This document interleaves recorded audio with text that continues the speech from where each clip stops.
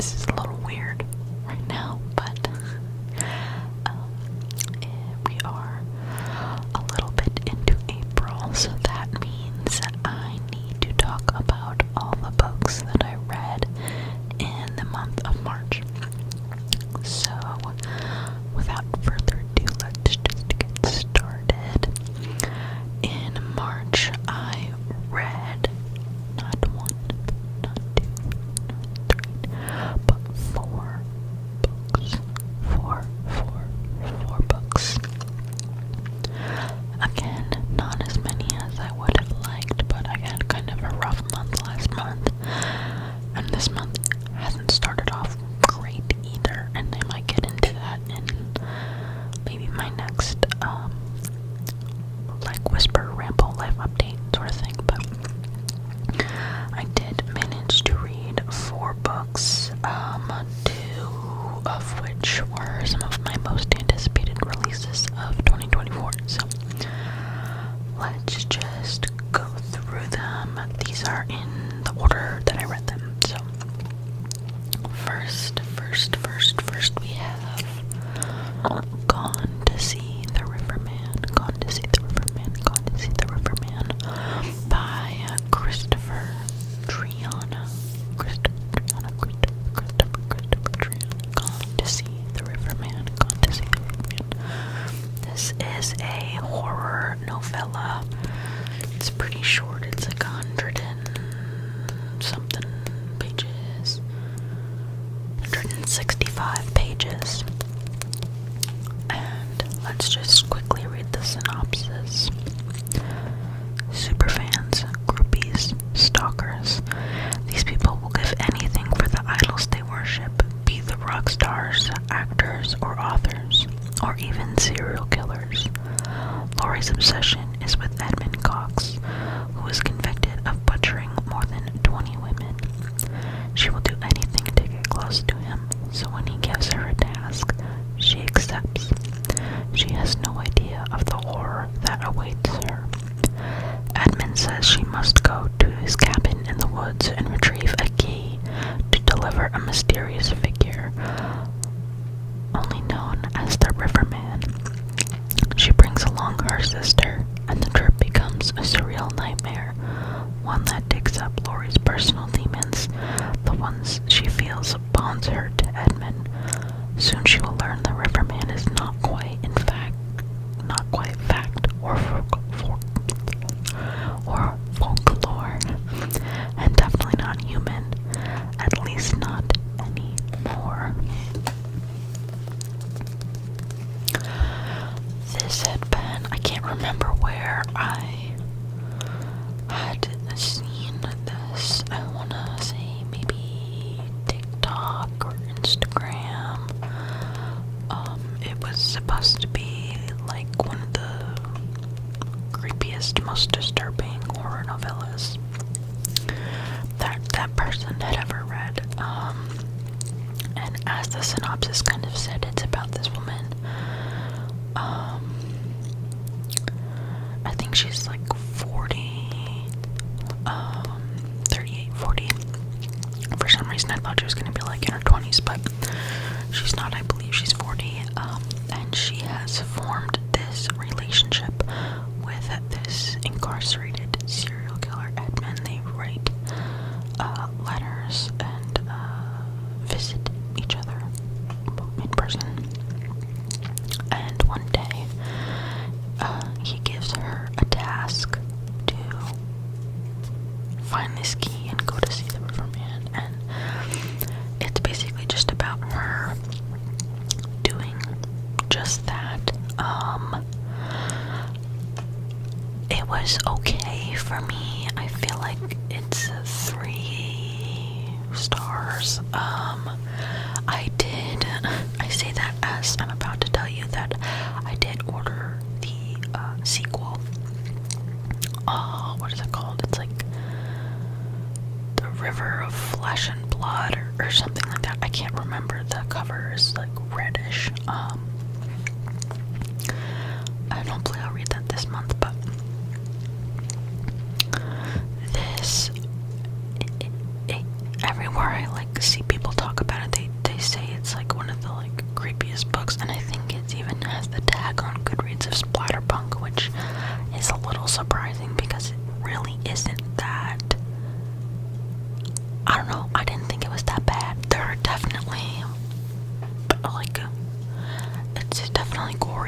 parts. There are definitely some really disturbing parts, but I don't know, maybe my tolerance for stuff is, I don't know, higher than I thought. But yeah, she goes along this journey with her sister, and has to do some gross things, and as the story unfolds, you kind of learn some things about her childhood and her sister and her brother and her parents, and kind of how she came to be the way she is, why she feels like having this connection with this serial killer is, I don't know, is the thing to do. But it was okay. I would check the trigger warnings for this before reading it if you are sensitive to certain things. There was a one that completely caught me off guard, but it was shocking, but not in a triggering way for me personally. But I would check the trigger warnings for this if you plan on picking it up and, I don't know, want to prepare yourself a little bit. But yeah, it was okay. I liked it enough, I guess, to read the second book. I wasn't sure if I was going to pick up the second book, but then I was looking at some reviews on Goodreads, and I think it follows like 3 new characters, and it seemed like from what everyone said, the dynamics and everything were interesting, so we'll see how that goes. But yeah, that is the first book I read in March. And then I read one of my most anticipated releases of the year, and that is An Education in Malice. An Education in Malice. An Education in Malice by S.D. Gibson. S.D. Gibson. S.D. Gibson. S.D. Gibson. This is a companion novel to their debut, A Dowry of Blood, which I love. I have it, you obviously can't tell, but I have it prominently featured on my bookshelf. Obsessed with that book. And when she announced that she was writing this companion novel, and I was gonna be like sapphic, like rivals to lovers, vampire, I was like gothic, dark academia. I was like, give it to me now, please. And I ate it up in a minute. Let's read them before I start talking and yapping. Let's read the synopsis real quick.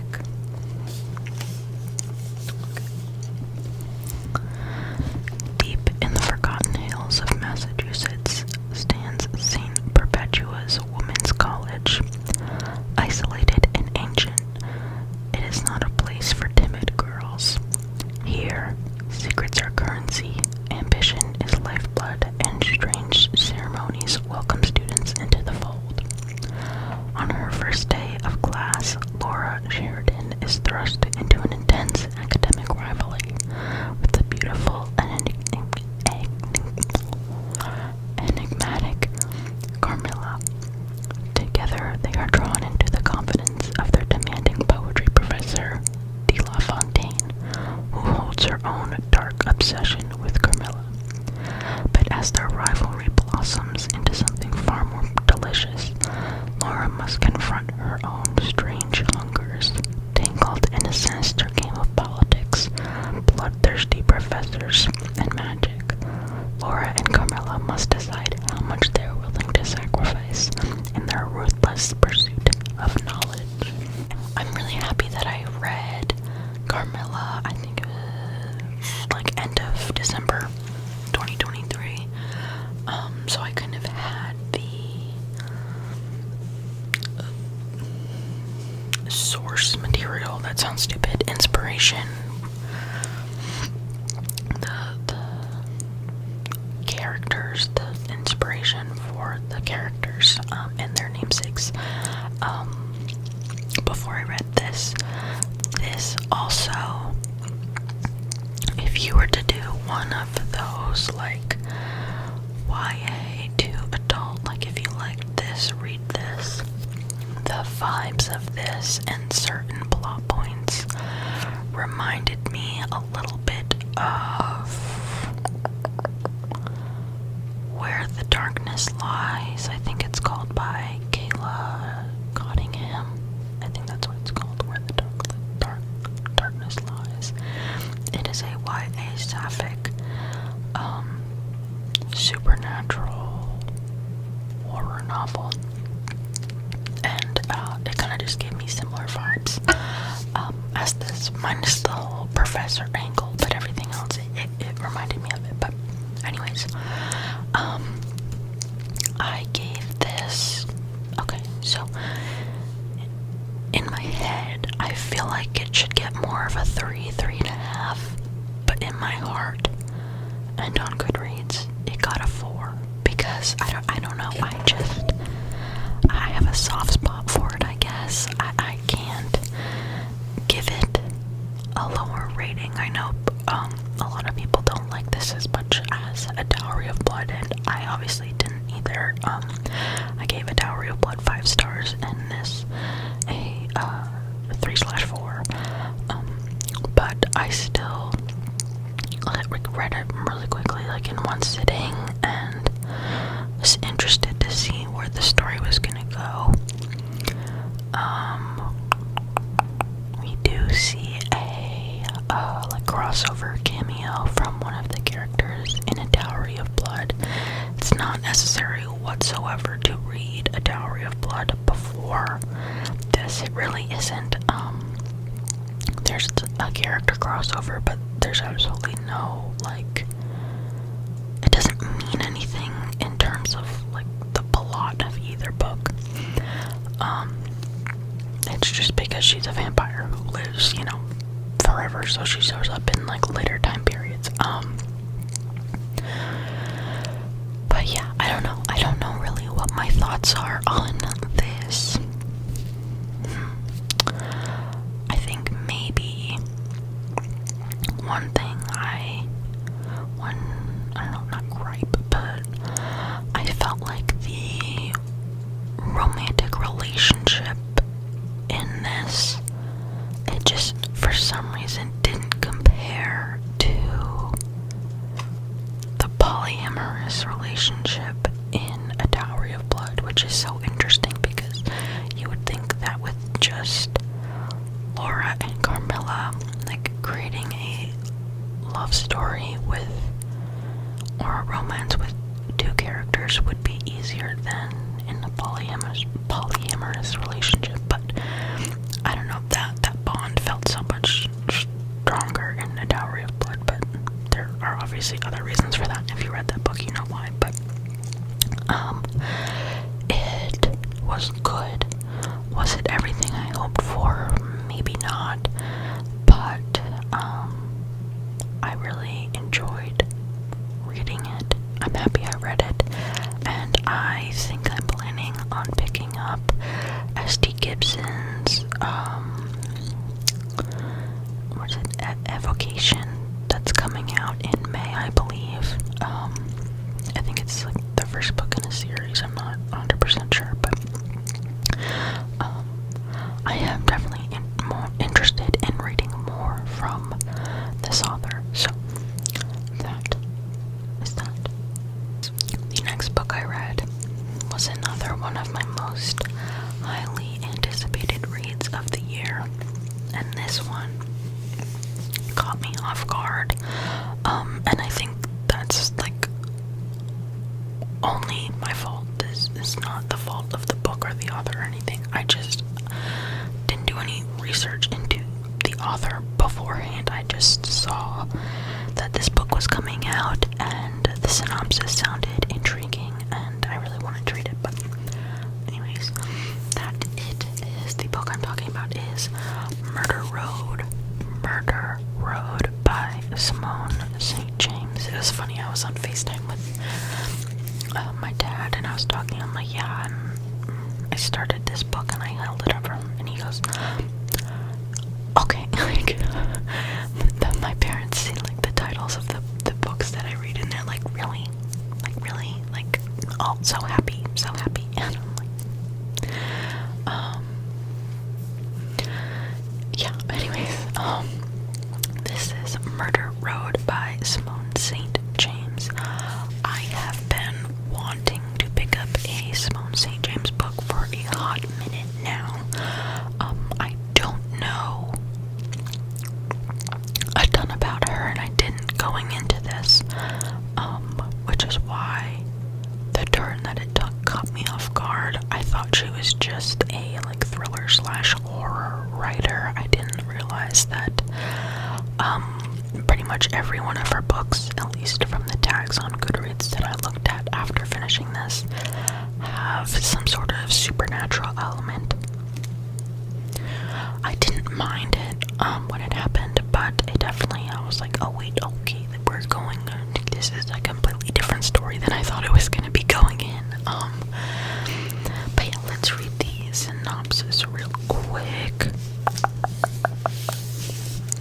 Okay. July 1995. April and Eddie have taken a wrong turn. They're looking for the small resort town where they plan to spend their honeymoon when they spot what appears to be a lone hitchhiker along a deserted road. They stop to help. But not long after the woman gets into the car, they see the blood seeping from her jacket and a truck barreling down Atticus Line after them. When the hitchhiker dies at the local hospital, April and Eddie find themselves in the crosshairs of Cold Lake Falls police. Unexplained murders have been happening along Atticus Line for years, and the cops finally have two witnesses who easily become their own suspects. As April and Eddie start to dig into the history of the town and the horrible stretch of road to clear their names, they soon learn that there is something supernatural at work, something that could not only tear the town and its dark secrets apart, but take Eddie and April down with it all. Okay, after reading that synopsis out loud, I guess I did not read the full synopsis. When I added this book to my TBR, because it literally says supernatural in the synopsis. I'll just check it, you moron. Okay, my bad. Again, I know it was my bad, but the fact that it says it right there is like, okay. But yes, that is the synopsis. As the book went on, it kind of reminded me of a supernatural episode. It kind of reminded me, not because of the words, necessarily the plot, or not because of, I guess, what ends up being the supernatural element, but it reminds me a little bit of the pilot episode of Supernatural with the whole woman in white thing. I don't think that's so super spoilery, because it does say that there's a supernatural force, entity, whatever, on this road, Atticus Line, that is causing people to end up dead. But yeah, I thought it was weird that, I don't know if this is just me, I don't know, but I thought it was so bizarre that the police were like, after April and Eddie brought this girl into the hospital, they were like, yep, this new couple, they killed her. Like, why they were so focused on having them as suspects, it's like, it did not make any sense to me why they so quickly, like, latched on to them. Like, it was just bizarre. But again, in an effort to clear their names, they figure out what happened. I did think it was a little weird that, like, at one point, like halfway through the book or whatever, the police are like, okay, fine, you can go, we don't actually suspect you anymore. And instead of like going home or like going to their honeymoon destination, they stay and like try and figure out what happened. It's like, that's what you're doing on your honeymoon, but I mean, whatever floats your boat, I guess. guess. Maybe if I was just accused of murder, I'd want to figure out who actually did it. I don't know, but I just thought that was kind of funny.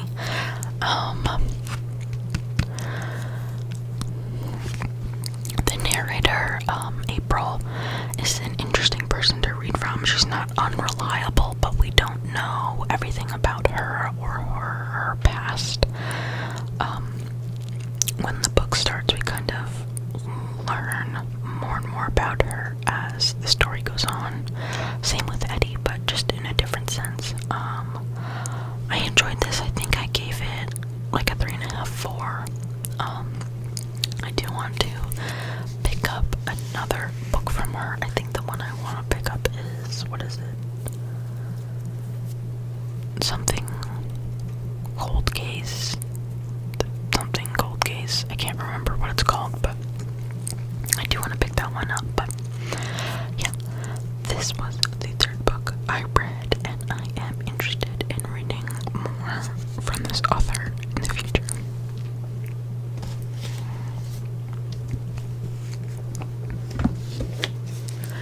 The last book I read in March, I wasn't sure I was even going to read it all this year, and that is Everyone on This Train is a Suspect. Oops, sorry about that. By Benjamin Stevenson. Everyone on This Train is a Suspect.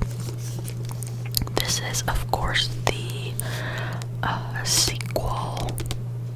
Is it a sequel? Is it a companion novel? I guess it's more of a sequel, but to Everyone in My Family Has Killed Someone, which I just read in, oh my god, was it only January? That's crazy. Let me just quickly read what the synopsis says. I'm Ernest Cunningham. Call me Ern or Ernie. When the Australian Mystery Writers Society invited me to their crime writing festival aboard the Gone, the famous train through the vast Australian desert, I was opening for some inspiration for my second book. Fiction this time. I need a break from real people killing each other. But the Gone is not the respite I had been hoping for. It turns out I've trapped myself on an 1,800-mile journey with a powder keg of grudges. Crime writers with hidden secrets in their past, overeager fans bearing conspiracy theories, and agents and editors undercutting each other in order to sign the next big thing. When one of us is murdered, the remaining writers turn into detectives. Together, we should know how to solve a crime. Of course, we should also know how to commit one. How can you find a killer when all of the suspects know how to get away with murder? And then on the back, I'll just read really quickly. Everyone on this train is a suspect. The debut writer, me. The forensic science writer. The blockbuster writer. The legal thriller writer. The literary writer. The psychological suspense writer.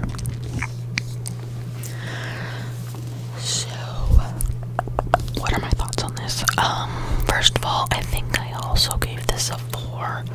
I gave Everyone in My Family Killed Someone a 4.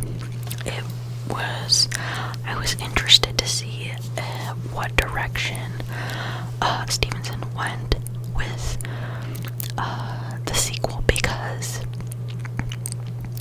I feel like Everyone in My Family Has Killed Someone is such a unique kind of, it has such a unique premise, so it's like, okay, you did that, and that's kind of like, you can't repeat that, especially given the events that happen in the book, so what are you gonna do next? And it is this, I don't know if it's technically closed room or locked room mystery, but they're all stuck on a train together.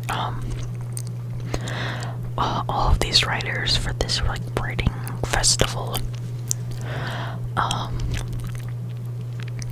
where they take different stops throughout Australia on the way. We do get, I love me a map. We get both a layout of the train and also their trip through Australia,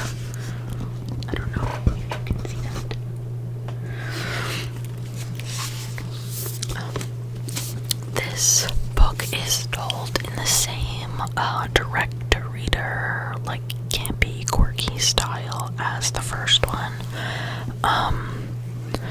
And it's kind of funny and maybe a little overused how often all of the other characters say that Ern is either hoping for another murder so he can get past his writer's block, or when the murder occurs, oh, this is your next book because everyone in my family has killed someone.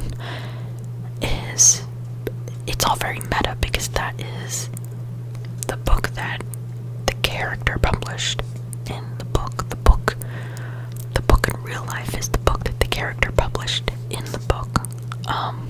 And same thing with this one. So they refer to that a lot, and the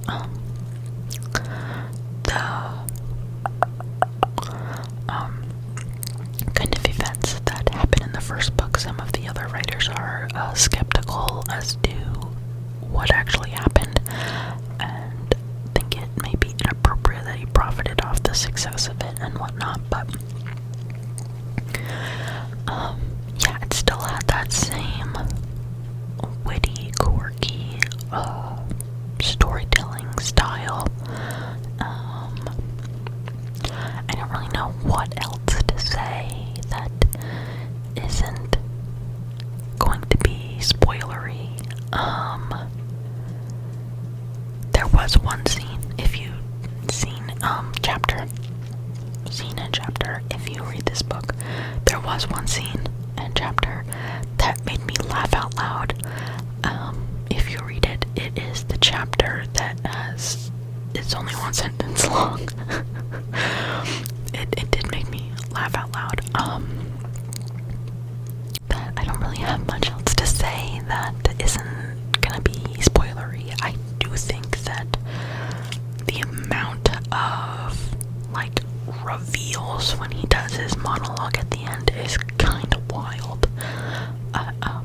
I feel like he was like trying to like one up the twist or level of shock from the first book. So it was like there was like something with like every freaking person on the train that was like, wait, what? And one of the scenes, again, I don't want to spoil anything, but one of the scenes that happens with him and another writer ending up off of the train, it was like, is this for real? Like, there's no way that this is for real, but because of how like extra and ridiculous this book is, it's almost allowed, but it's also ridiculous and not to be taken seriously. But yeah, it was another enjoyable read. I believe that there's gonna be like a novella coming out like Christmassy time. I feel like I saw that on Goodreads somewhere. I'll probably pick that up if it comes out. I am curious to see if Benjamin Stevenson continues writing full-length novels,